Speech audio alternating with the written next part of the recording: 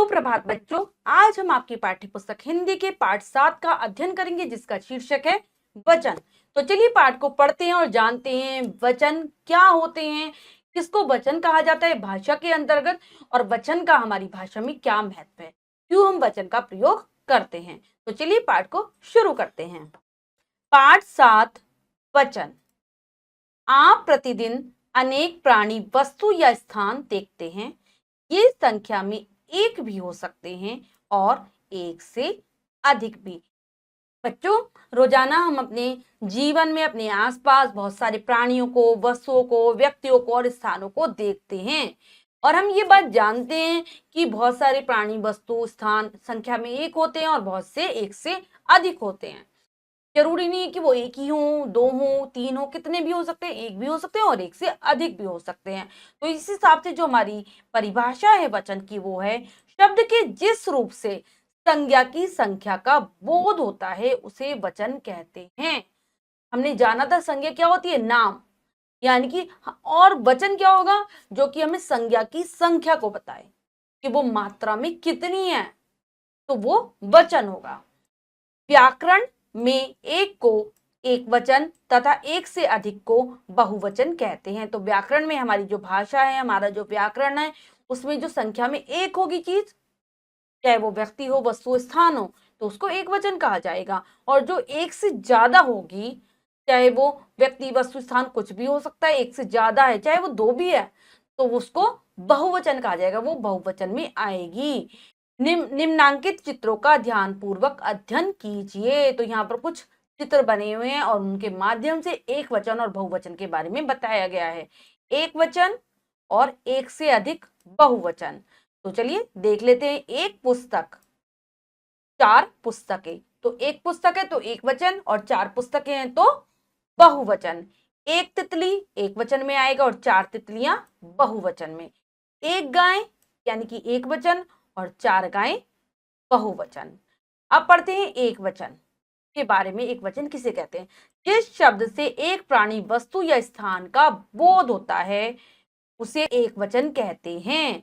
जो हमें बताए कि कोई व्यक्ति, वस्तु, स्थान संख्या में एक है, तो वो क्या होगा? एक वचन होगा। यह हमें एक के बारे में बताता है।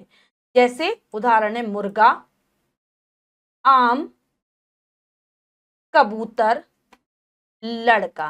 तो बच्चों हम चित्र में भी देख पा रहे हैं कि एक एक संख्या में बने हुए हैं, मुर्गा, आम, कबूतर और लड़का, और इनके जो नाम लिखे हैं उनसे भी पता चल रहा है कि ये संख्या में एक है। तो ये हो गया हमारा एक वचन। इसके बाद आता है हमारा बहुवचन। वह शब्द जो एक से अधिक प्राणियों, वस्तुओं अथवा स्थानों का बोध कराता है उसे बहुवचन कहते हैं। जो हमें एक से अधिक के बारे में बताता है, एक से अधिक प्राणियों के बारे में, वस्तुओं के बारे में, स्थानों के बारे में बताए, वो है बहुवचन। उदाहरण देखते हैं इसके। जैसे दो मुर्गे, तीन आम, दो कबूतर और चार लड़के। तो हम देख पा रहे हैं चित्रों में कि ये संख्या में एक से अधिक है, तो ये क्या है? बहुवचन है। ठीक है, इन्हें भी याद कीजिए। दिए गए कुछ शब्दों का बहुवचन बनाते समय रूप नहीं बदलता।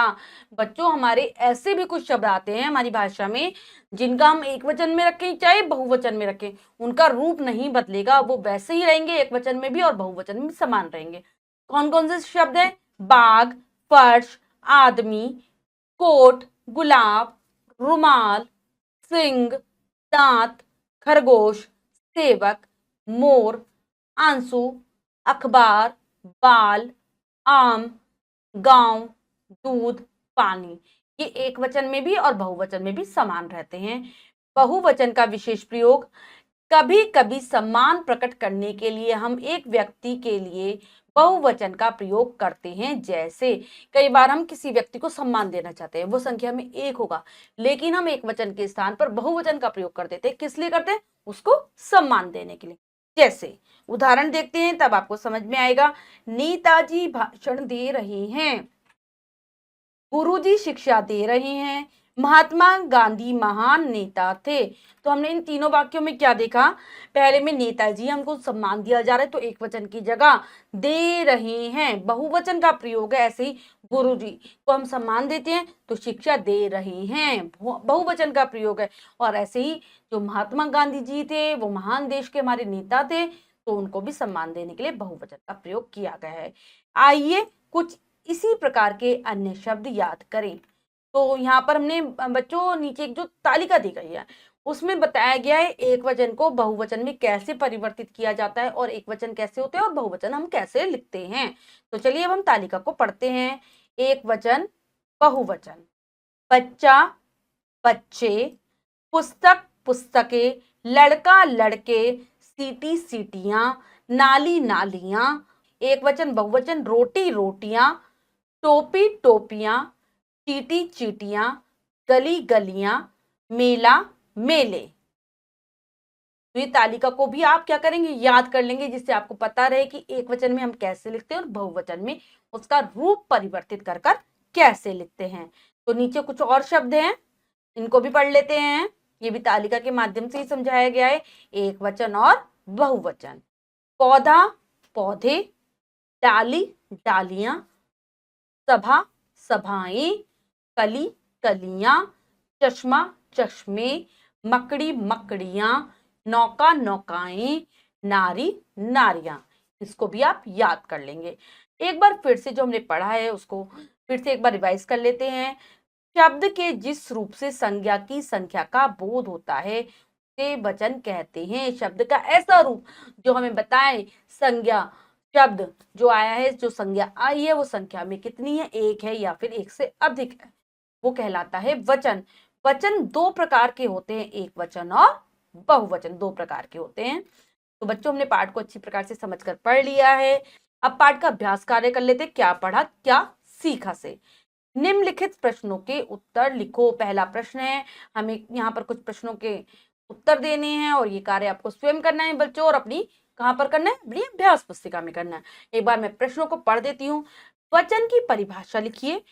वचन के प्रकारों के नाम बताओ। तो पहले में परिभाषा लिख देंगे, फिर आप वचन के प्रकार बता दोगे। दो होते हैं, एक वचन बहुवचन। एक वचन से आप क्या समझते हैं ये बताएंगे, उदाहरण दे देंगे। बहुवचन से आप क्या समझते हैं ये बताएंगे और उदाहरण भी दे देंगे। अब इसके बाद जो हमारा अगला प्रश्न है, 5 ऐसे शब्द लिखिए जिनके वचन नहीं बदले जा सकते, जिनके कभी वचन नहीं बदलते, वो समान रहते हैं। तो हमने ऐसे शब्द अभी पढ़े थे, कौन कौन से थे। सबसे पहला था बाघ, बाल, बाघ, बाल। अगला है आदमी, पानी और दूध। ये ऐसे शब्द हैं जिनको एक वचन में लिखा जाए या बहुवचन में लिखा जाए, समान रहते हैं। नेक्स्ट है, नीचे दिए गए शब्दों को एक वचन तथा बहुवचन में लिखो। यहाँ पर कुछ शब्द दिए गए हैं, जो एक वचन में उसको हमें बहुवचन में करना है, जो बहुवचन में उसको हमें एक वचन में करना है। करते हैं। सड़क, क्या हो जाएगा सड़क का बहुवचन, सड़के, सड़के। माला का हो जाएगा मालाएं, माला ए। पुस्तकें लिखा है, पुस्तकें का एक वचन पुस्तक। जब आप तालिका को याद कर लेंगे एक वचन बहुवचन वाली, आप आसानी से कर पाएंगे। कमरे, कमरे बहुवचन है तो एक वचन हो जाएगा कमरा। आंख, बहुवचन बनाना है आंखें। झूले बहुवचन में है तो एक वचन हो जाएगा क्या, झूला। झूला हो जाएगा हमारा एक वचन। तो बच्चों ये कार्य हमने अच्छी प्रकार से समझकर पूर्ण कर लिया है। बच्चों आज हमने पाठ के माध्यम से वचन के बारे में जाना। संज्ञा की संख्या बताने वाले शब्द वचन कहलाते हैं। संख्या में एक है तो एक वचन, एक से अधिक है तो बहुवचन। आशा करती हूँ ये पाठ आपको बहुत अच्छे से समझ आ गया होगा। पाठ को फिर से जरूर पढ़ेंगे, वचन की परिभाषा याद कर लेंगे। मिलते हैं अगली कक्षा में नए पाठ के साथ। तब तक के लिए स्वस्थ रहिए, प्रसन्न रहिए। धन्यवाद।